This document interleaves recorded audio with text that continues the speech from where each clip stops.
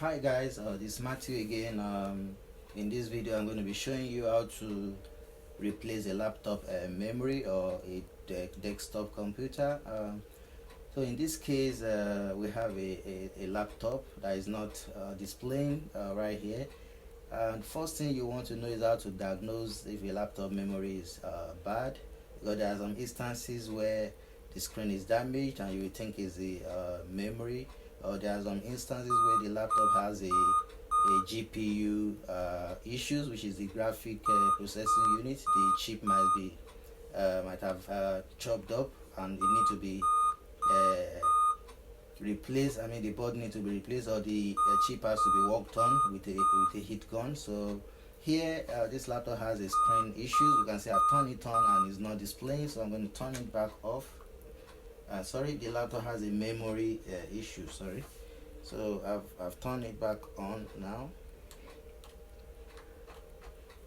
So you can see it was making some sound initially. Some of the laptops will be making sound, some of them will just be blinking on the keyboard. You will see the blinking light. Some will be blinking orange light, some will be blinking a white light, but they will not display. You can see the laptop is on, but it's not displaying, so it means the memory is bad.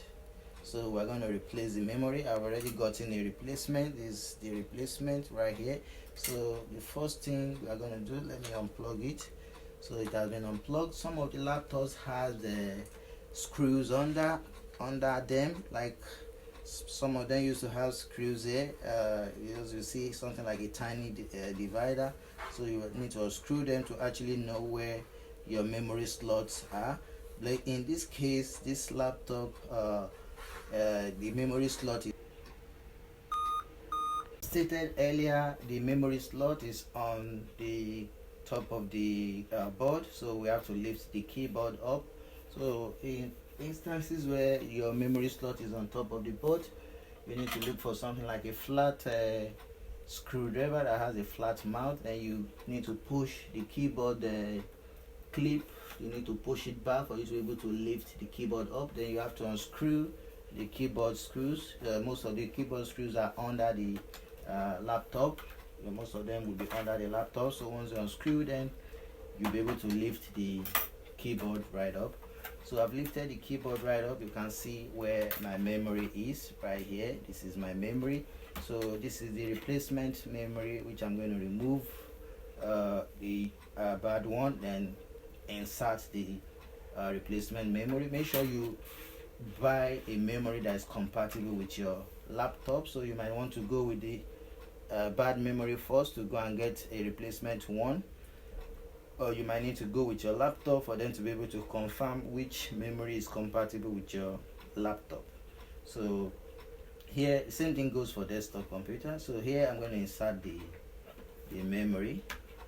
So I've inserted the memory, so I will not couple this. I want to test it first, so I'm going to plug the laptop. So I plug the laptop. Let's see if it's going to come up now. Okay.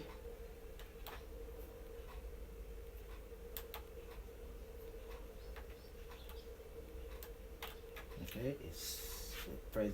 You can see it's on now, so the replacement memory works. So you can see the laptop is on, as you can see on the screen.